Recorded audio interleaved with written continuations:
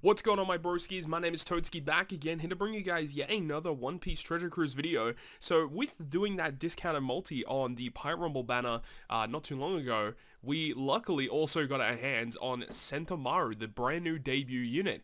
And I mean, look, to be honest, I wasn't really that excited to get Sentomaru because the other big highlight unit on this banner is Avalo Pizarro, which is finally returning back, and he is definitely one of the better Pirate Rumble legends in the game. But we're going to be talking about Sentomaru today because we luckily pulled him, and he has a very, very interesting kit. I will say that I don't think he's like one of these units that you need to go out of your way to go ahead and get. He's kind of like a supplementary character that can kind of provide some interesting stuff. The thing about Sentomaru is that he's not really offensively focused. He's more focused on the defensive capabilities. Now, one thing I do want to address straight away, as you can see on this team, is we are running some random Miss Wednesday or Miss Monday character. I can't remember even who it is. The main reason for it is because of Sentomaru's Rumble ability. Sentomaru states that when one of your teammates is defeated, then he gives strength and free spirit characters on your team level 3 special CT increase. So my ideology heading into this one was to have a weak character in the front line that could go down very quickly, which would give all of my characters level 3 special CT increase, and then we have like Otama come off straight off the bench, and Otama can also give some special CT increase. So that was the kind of idea, and we do implement that kind of strategy for the first two clips, but then because things weren't really going my way, I ended up just scrapping that idea and ended up just running like an actual team. But that is kind of cool that Sentomaru does have some pretty cool defensive capabilities, and then he kind of stays alive for quite a long time, and then when someone dies, boom, the rest of your team gets a little bit of a buff, which is nice. It is annoying that you do have to rely on someone dying before you actually receive some of these buffs though. It would be nice if he had a little bit more to go off of when he first starts the battle, because he does give you, HP and defense level 6, which is really good for strength and free spirit, as well as providing a shield to himself level 4. So at the start of the battle, he is going to be very tanky and very, very difficult to take down.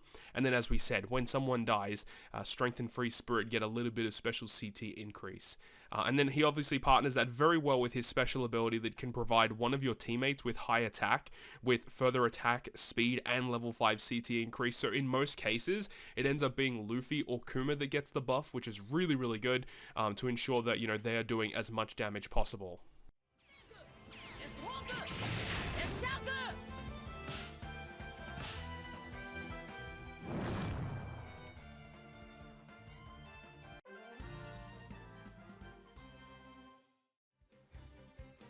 Moving on to the next clip is going to be against the S-Shark challenge difficulty.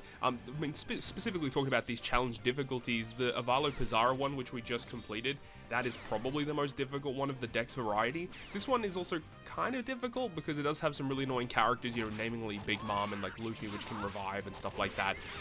But more talking about this team setup, one other thing that kind of surprised me while I was using this team is Pirate Rumble Kuma, with his recent 6+, and in the clips that you're seeing in this video, all of them have Kuma at level limit break level 2, I believe, which does get his Rumble ability buff. However, throughout doing this video, I actually decided to, do a little bit more runs in the regular Pirate Rumble season. I got my 2 additional copies, and I used 1 level limit break poster to get him to level limit break 4, and that does give him a substantial damage increase to his special ability. So I will say, just this team performed as well as it did is because of 2 factors, namely because, Sentomaru provides some really good defense, but also you've got the New Year's Luffy who can revive himself a ton of times, so he's just got a really good, survivability aspect, and he does so much damage. But that Kuma, man, Kuma's recent 6+ is a massive buff to the strength teams, and at this current point in time, I feel like Kuma is just a mainstay that you need to have on your strength team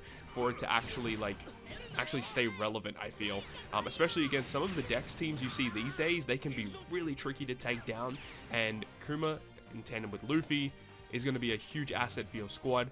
Also, I decided to put Legend Jack on the team because Jack does provide some additional bulk, and providing those HP cuts, especially really early HP cuts, enables Luffy and Kuma to sustain more hits and to more likely receive some knockout blows against the opponent. As for the rest of the squad though, like as you see in this instance, I decided to put like an unevolved Legend Odin on the team just to kind of charge up some special CT. I changed it out from Miss Monday because I realized that when Miss Monday died and then the character off the bench came in, the character that would come in would not have any special CT because obviously Miss Monday isn't charging any special CT. So had to shift it up a little bit. But as I said, this is the final clip where we decided to do, you know, the suicide strategy with one random character to give everyone level 3 special CT increase. It didn't really work as well as I would have hoped, but it's still an interesting strategy that you may be able to employ in terms of like on a defense team. Might be a really good way to provide some buffs with some weak characters in the front line.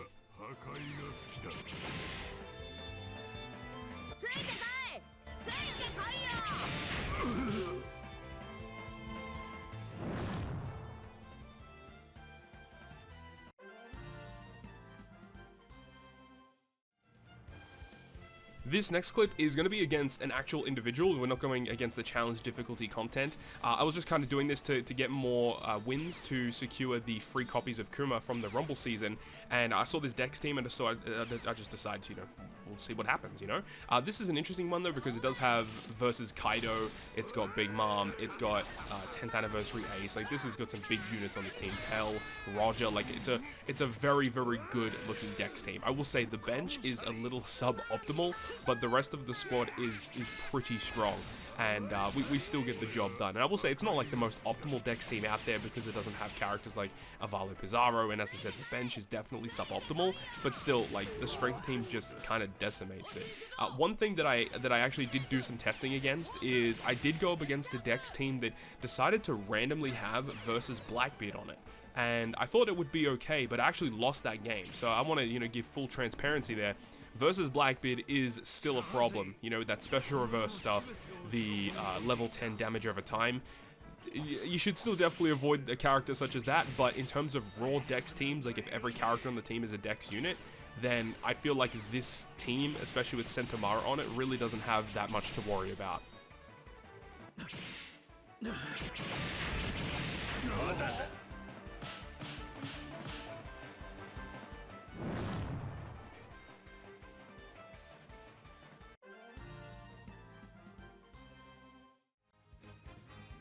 And then we're going to move on to another challenge difficulty boss up against the Douglas Bullet fight. One thing that I guess is, it could come into a really interesting scenario with this Sentomaru, is that Sentomaru does have a resistance that can evade Special Bind completely, and this is good because in his special ability he also states that he will remove Special Bind on the high attack character he targets for buffs.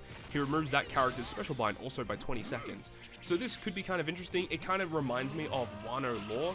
Like, he has an ability that can remove Special Bind and paralysis on characters, but like utility effects such as this aren't really that potent in Pirate Rumble, just due to the fact that, you know, characters launch their specials at really weird times. And, you know, you could have like Sentomaru launch his special, and then the character straight after Sentomaru can inflict Special Bind, and then that effect just really doesn't matter.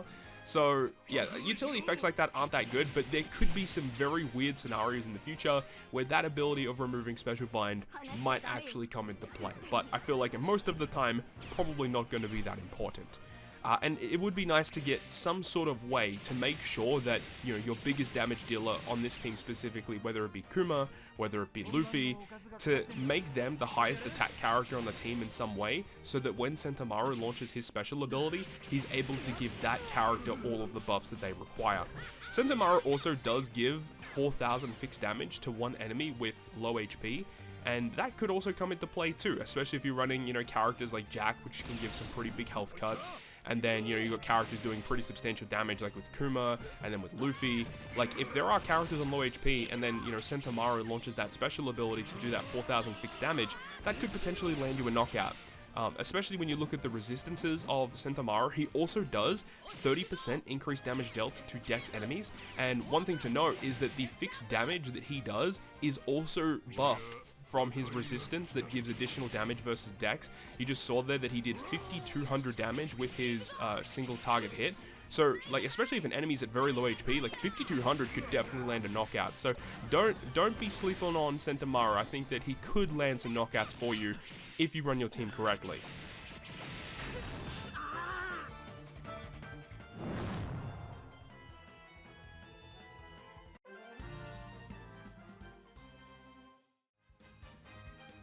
the final little bit of aspect about Sentomaru, I think like this is a unit that you could definitely run on a team. It's going to be fine. I mean, he's only got 20 costs, so you're not, you know, losing out on much by running him. But like, is he going to be an optimal character moving forward for these strength teams? Probably not. Like, look, on this team here, we actually have Legend Kid on the bench, because, you know, you've got Kuma, who's 20 cost, we have Sentomaru 20 cost, and then I'm also running Otama on the front line as well, who's also 20 cost. So running like these 20 cost units on the front line means, you know, having these legends on the bench is pretty good. But like, let's be real here, is Sentomaru really going to be taking the slot over a Sugofest exclusive with like potentially higher damage or potentially better abilities? Yeah, probably not. And the thing is as well, is the way that Sentomaru is kind of built is you really actually want him to be on your front line. Remember that when anyone dies on your team, he gives level 3 special CT increase. That's a pretty valuable effect to have, especially because it is permanent. So the longer he stays out on the field, the better your team will be as time, you know, whittles down in this battle. So that's the kind of way that I feel about it. Like, yes, you want him on the front line, but you know, there's so many good characters, especially on the strength team, that really want to make their way on there. So I think it's going to be difficult for most people to utilize this guy on a team. He's definitely not useless, but I just feel like there are better characters you could be using. If you go back to my video that I uploaded, I don't know when it was, maybe a week ago or so, just talking about Legend Kuma with his recent 6+ in a Rumble setup, like that team that I used in that video might be a little bit more successful than what this team is, especially against non-Dex focused teams. I mean, let's be real, you're probably using this team against the Dex team anyway, but still, just something to note that, you know, while he is a Rumble legend, you know, 20 cost, very easily to squeeze into teams, it's going to be really hard to use him optimally. But let me know your thoughts and opinions about Sentomaru down below in the comment section. I really think he's a really interesting unit, and I like the artwork of the unit.